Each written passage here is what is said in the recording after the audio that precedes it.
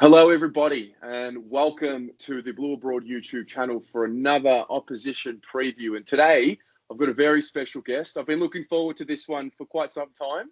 I've got Tom from West Coast Fan TV. Tom, how are you, my friend?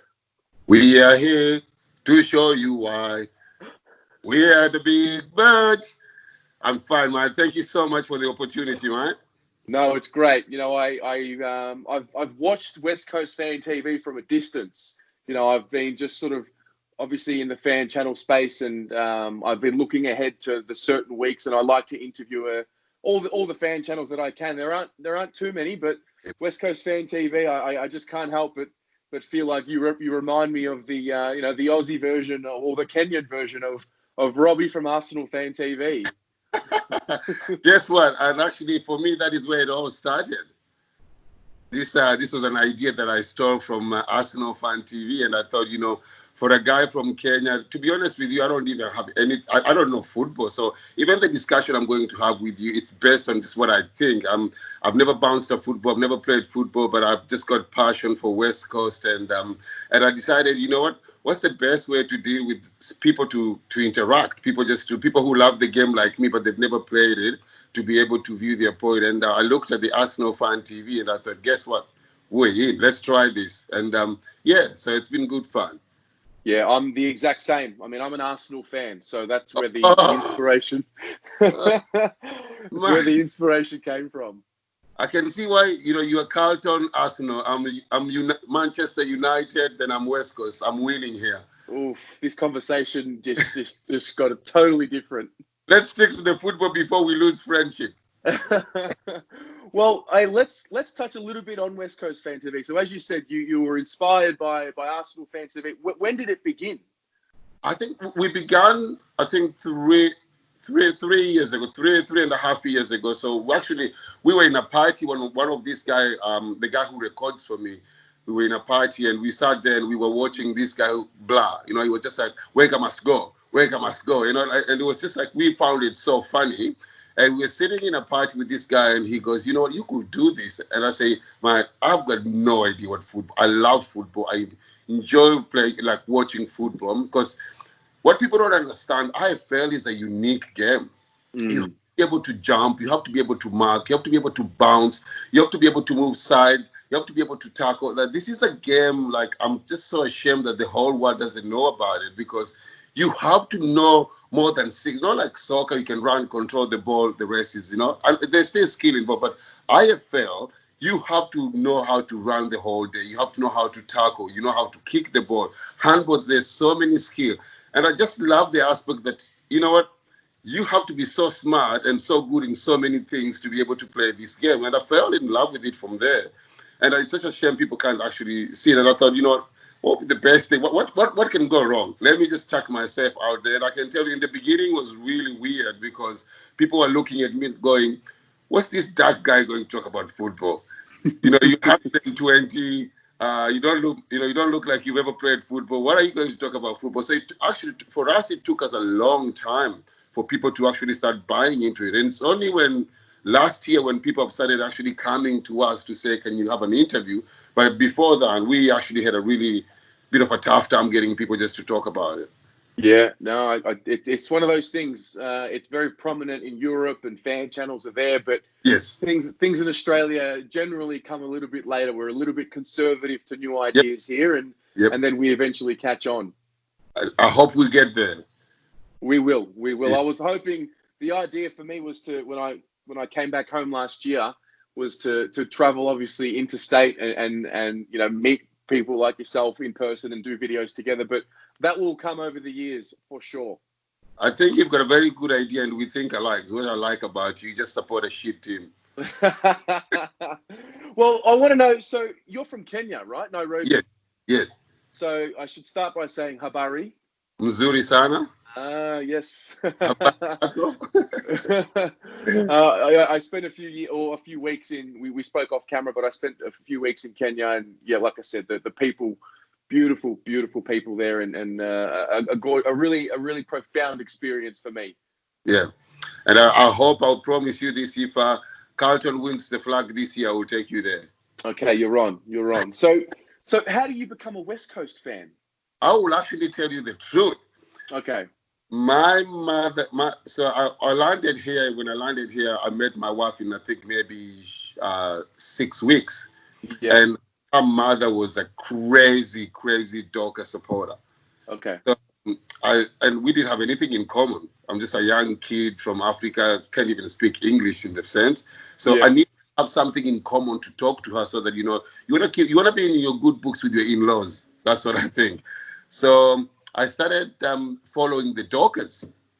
My first game ever, I was a Docker supporter. And so I was at uni, and then one weekend, the kid says, some of the kid says, oh, we're going this weekend, we're going to the Western Derby. I said, no, the Western Derby, you need two teams like the Manchester Derby. So there's only one team in West Australia. And they go, no, we've got West Coast and Dockers. I say, no, my mother-in-law told me there's only one team, because I didn't know anything. Yeah. So I went home and I called she wasn't my mother-in-law yet, but I called her and I say, well, Mom, I've decided to support this team called West Coast Eagles. I cannot say what she told you on camera. Since I felt like I touched a very soft spot, I just started doing it to annoy her. And I started doing it and after a while, because, practice makes perfect, I actually now fell in love with the game, and I now started annoying her. And the more I supported the Eagles, the more I annoyed her, because she had underlined the word hate. She hates the Eagles. And I just started annoying her. And after that, I just fell in love with it completely. Now, you cannot buy me anything apart from Eagles, the best club in IFL.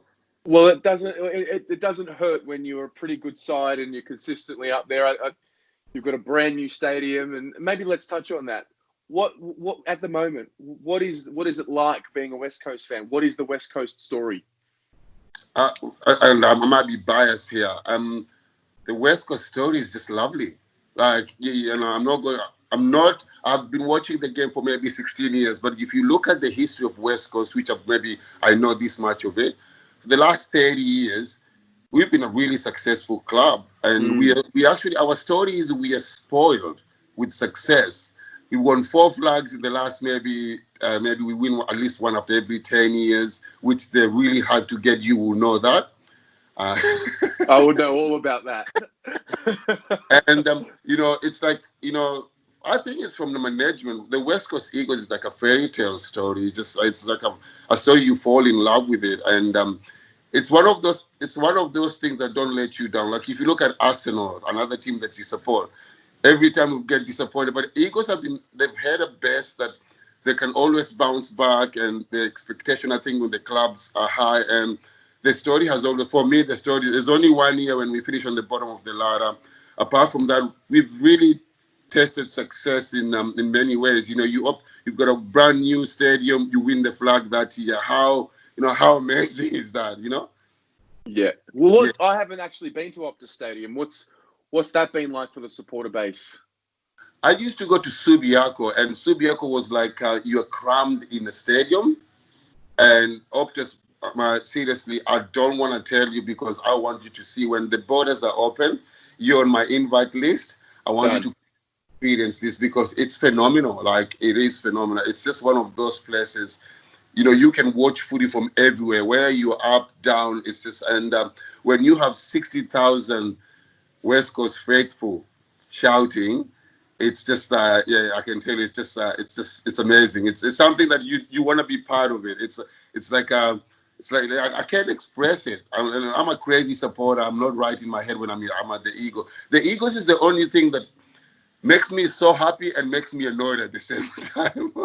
Mate, I think you and I are very much alike in that regard. I feel the exact same with my Blue Boys and Yeah, the girls as well when they yeah, play. But yeah, the club is, it's part of our identity, the sport. Our footy clubs. I mean, for some people who are religious, I'm not someone who follows religion closely, but I can understand how a footy club and how a set of principles, perhaps, and someone who can get so passionate about something can happen, because yeah. it's a control on my emotions every week. Complete, like, bro, you can abuse me. You never hear me swear or do something, but when the Eagles are not playing well, it's like it just gets into my mind. it's it's a little thing in my mind that just goes bang, and I'm like, and yeah. So, and what about you? How did you get to Carlton? There's so many clubs in Melbourne. Usually for people in Melbourne, it's just a family thing. So for me, early on, footy was an escape.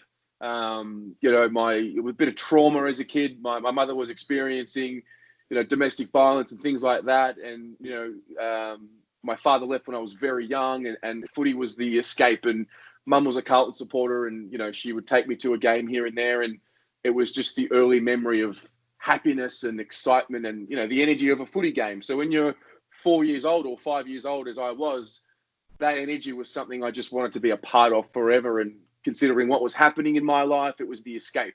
And then it just stuck from there. And I'm 29 now. So, 20 or so years later, 25 or so years later, here I am, just stupidly passionate. Well, thank you. I really, thank you so much for sharing that.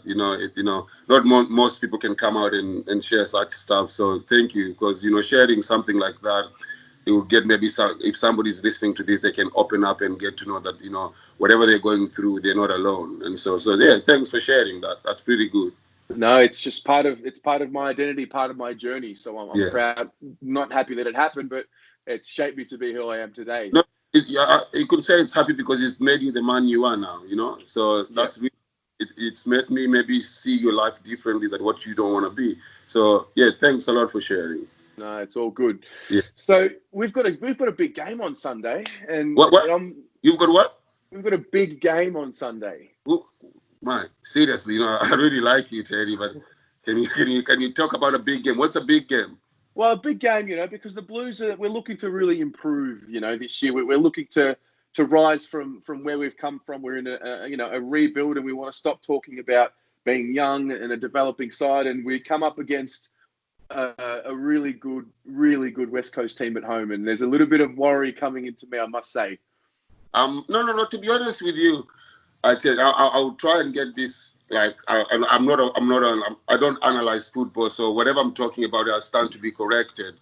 Yeah. But I'm looking at your team at this time, and since the days of Favola, when you're Favola, Chris Chad, when they were there, I think this is the best shot I've actually seen Carlton play some really good brand of football. To be honest with you, and putting BS on the side, you are in a better position. Apart from I think Gold Coast, you're the most improved club I can say this year. The recruiting was phenomenal. You look at Martin, even if though Eddie Betts is on the other side of his career, but what he brings in that team, just for the other also indigenous player, just being able to be there for them. I think he brings a very, he unites the team, and he can talk to the players because of his experience. So the way you recruited off season, even McGovern, he just brings some good hands in the game. So I think the time has come. The time has come. People will know the Blues are in town. But I just think maybe this weekend, being in my hometown, 30,000 supporters, I don't think it's a big game for us. Look, I'm not sure what the allocation is going to be like for the away supporters, but I can tell you now you will hear the navy blue noise from the fans this week. We have a really strong fraternity in Western Australia. Yeah. You're a big club. You're one of the oldest clubs. So you've got a good fan base here, and I'm sure.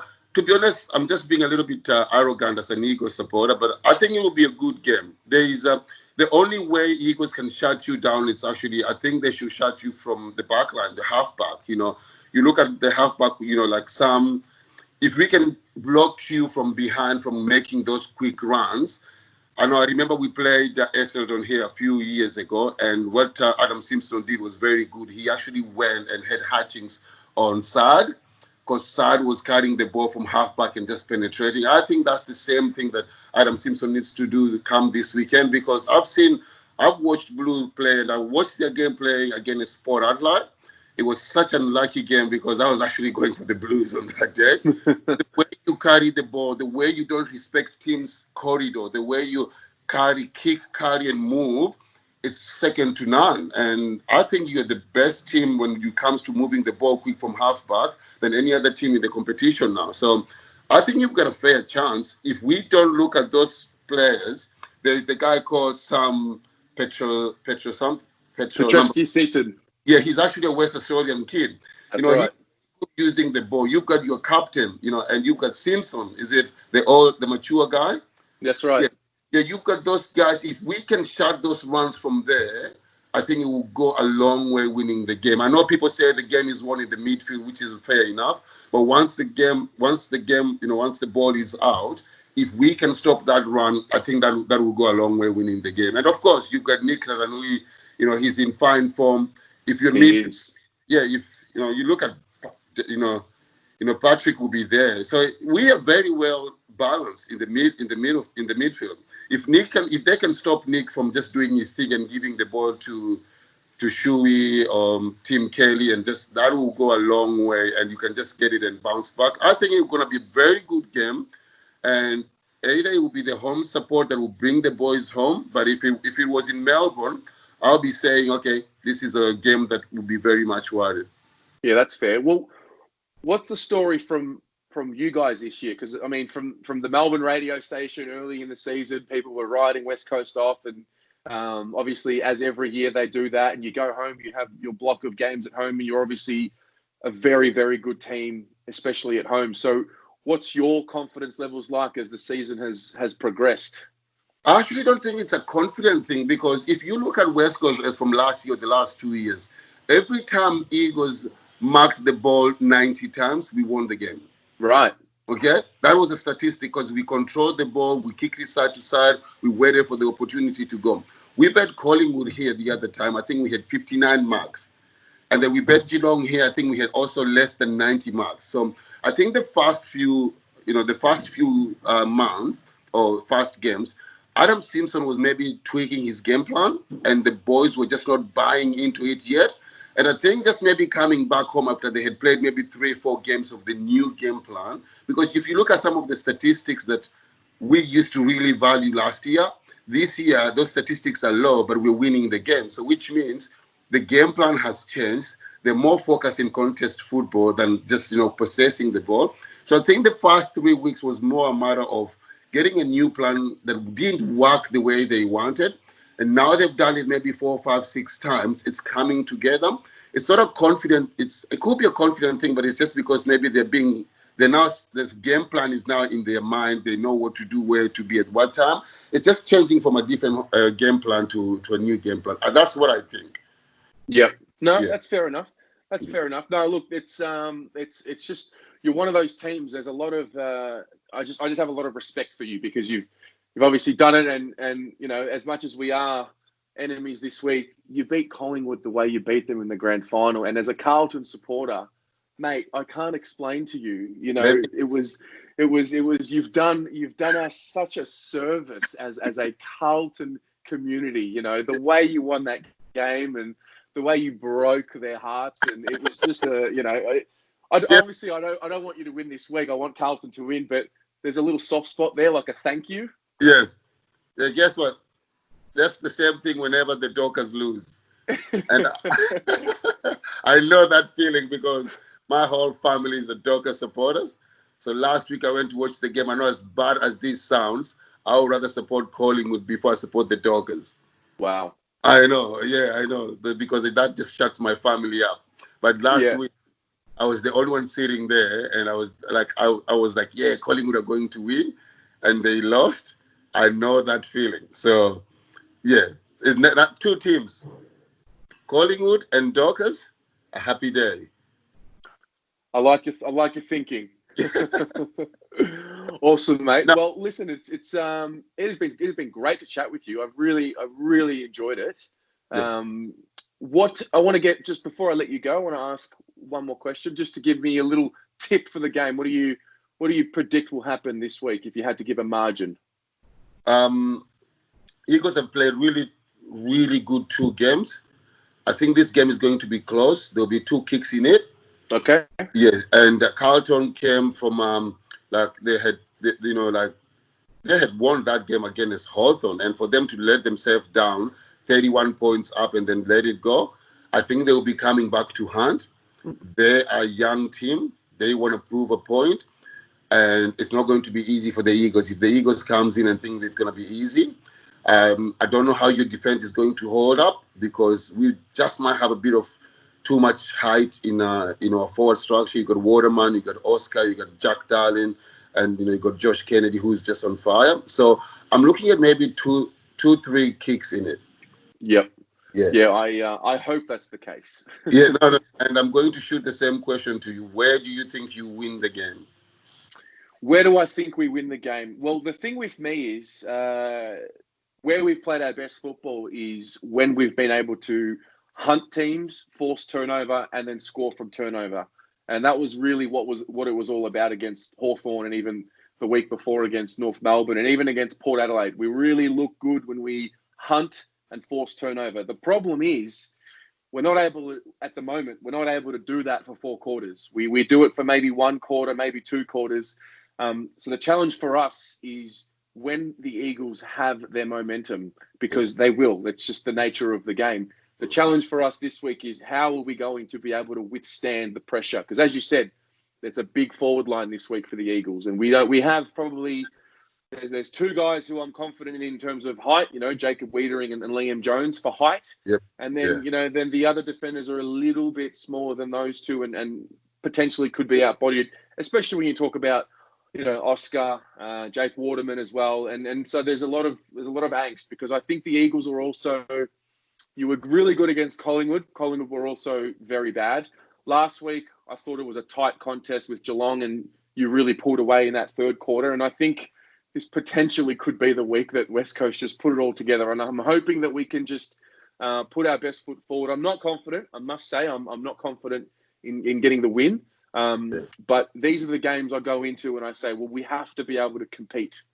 Yep. Now, I've got a message for all the Carlton supporters. It's been a long time coming, but to be honest with you, I think there's some light at the end of the tunnel. If you can keep those players on the park, if those young, like Izzy Sam, the young kid who I think he won the NAP Rising Star, if he gets another pre-season in him, and Mark Matthews on the other side of his career, I think there's so many things. There's so many things that you guys have to like about what you're having. You've got a young list, so I think the time is coming. You gotta hang on. You have to hang on to the club. You gotta be there, because the bad times are going. I can see what is being built at the club. If you are a faithful Carlton supporter, when everything goes, don't be on social media talking how shit your players are. You gotta back them up, because you've come a long way, and I can see something special is coming. It's very, if you don't play final this year, trust me, next year you'll be playing finals. I hope you're right. It depends with injuries. It depends with mindset. There's so many things. But look, I've watched two or three of your games. There's something good coming. Yeah, no, I do feel the same. For the first time since we started this rebuild, yes, we've lost a few games and we've been disappointed, but I haven't found myself getting so angry at them, because I can see progression. So I think you're right, and I think maybe even some of our own supporters need to hear what you're saying, because we can get a little bit nasty when we do lose. It's just because also you've got a rich history and people are protected, people past. But Carlton, the guy, again, one of our coaches, he's now there. He used to be at West Coast. He's brought something nice to the club. It has to come from West Coast. I don't know why we are just so good at it. But I think this is the best I've seen Carlton for maybe 10 years. And trust me, if they keep those young kids together and then they go in the draft next year, they get another two good players, I don't have a problem. Even Casbo is now kicking goals. I'm like, what happened? The guy he won't kick for life. Now this time he's kicking, he's marking. Just something has changed. Yeah, he's grown up. He's matured mentally, I think. Yeah. So Well, Tom, it's been a pleasure. Thank you so much for your time. I really, really do appreciate it. Yep. And good luck. Maybe not so much this week, but good luck for the rest of the season. And all the best with West Coast Fan TV. Man, thank you. All the best with you guys, and I'll keep in touch with you. We'll catch up soon. For sure, brother. Cheers, man.